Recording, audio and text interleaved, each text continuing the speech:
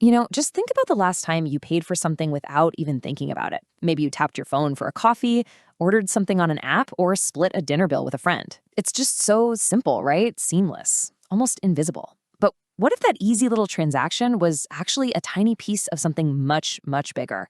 A quiet, massive shift in power that's happening right under our noses.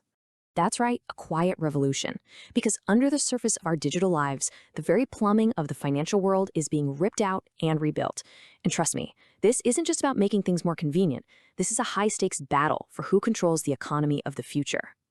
You see, a huge, invisible financial infrastructure is being built inside the brands you and I use every single day.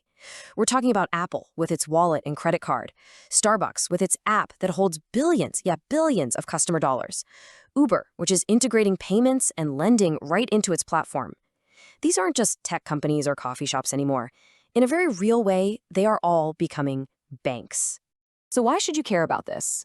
Well, it matters because this race to control your digital wallet, it's a mirror image of a much bigger, much higher stakes global contest for who controls the future of technology itself. The rules of power are being rewritten and, believe it or not, it all starts with how you buy your morning coffee. Okay, so how is this even possible? How can any company just decide to act like a bank? The answer is a concept called embedded finance. And frankly, it's changing everything.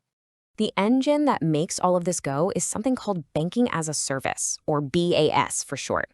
Think of it like this. A fully licensed, regulated bank can basically rent out its core infrastructure, its charter, its access to payment systems to any other company. They do this through APIs, which are really just secure digital handshakes that let different software talk to each other. So this means a tech company can offer you a savings account or a loan, all without needing to get a banking license of their own.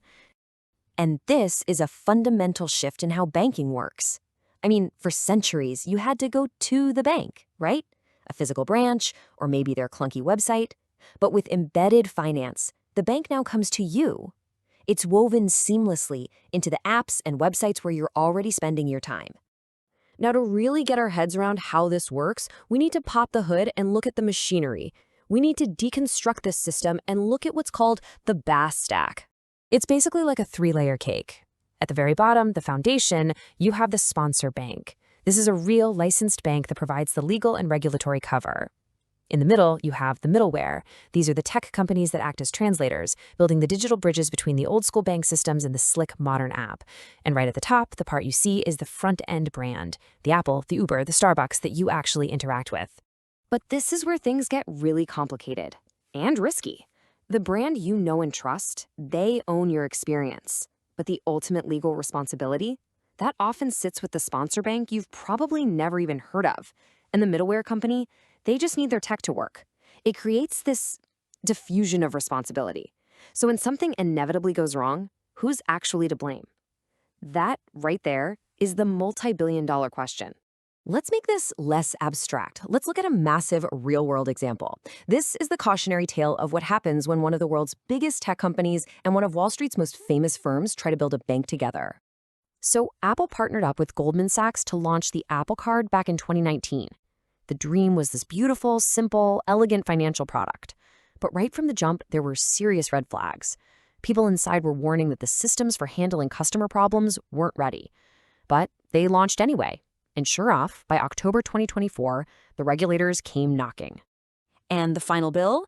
A penalty of over $89 million for mishandling customer disputes and misleading people. The head of the Consumer Financial Protection Bureau, Rohit Chopra, put it bluntly.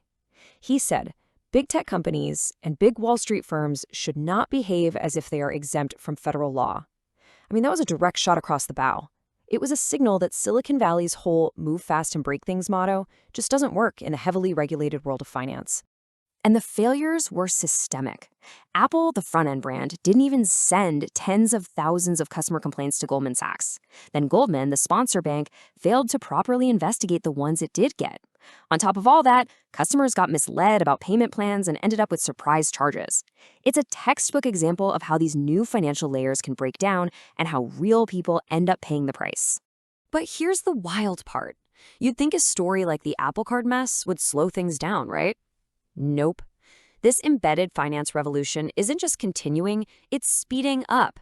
The global market for BaaS was already worth $16 billion in 2023, and it's projected to quadruple to $64 billion by 2032. The money is just too good to pass up. Now, if we zoom out and look around the world, you can see different governments are trying to figure out how to handle this. In Europe, they're pushing for standardized systems to encourage competition.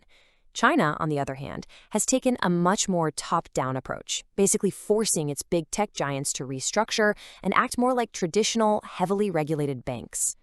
And all of this brings us to the biggest idea in this whole story. This corporate race to build a new financial system, it's not happening in a bubble.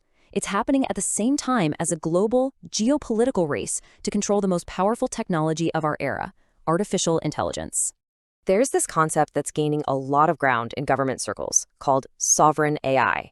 It's this idea that for a country to be truly independent and secure in the 21st century, it has to control its own AI capabilities. Everything from the microchips all the way up to the software. So what on earth does the corporate fight for your digital wallet have to do with this massive global contest for AI supremacy? The answer, it turns out, is everything. Because the underlying structure of power is exactly the same. Just look at these two stacks side by side. You've got the BaaS stack on the left and the AI stack on the right. It's the same blueprint. At the top, you have the apps we all use. In the middle, you've got the enabling layer, APIs for finance or the giant AI models. And at the bottom, you have the most critical foundational resource, a bank's license and capital or a nation's computing power and chips. The modern struggle for power, whether you're a company or a country, is all about controlling these foundational layers. If you control layer 1, the license or the computer chips, you have enormous power over everything that gets built on top. But here's the crucial insight. In this new digital world, sovereignty isn't about total independence. It's not about building a wall around yourself anymore. For pretty much everyone, except a couple of superpowers, building the entire stack on your own is just impossible. True sovereignty today means something else entirely. It's the ability to be strategic in a world that is permanently interconnected.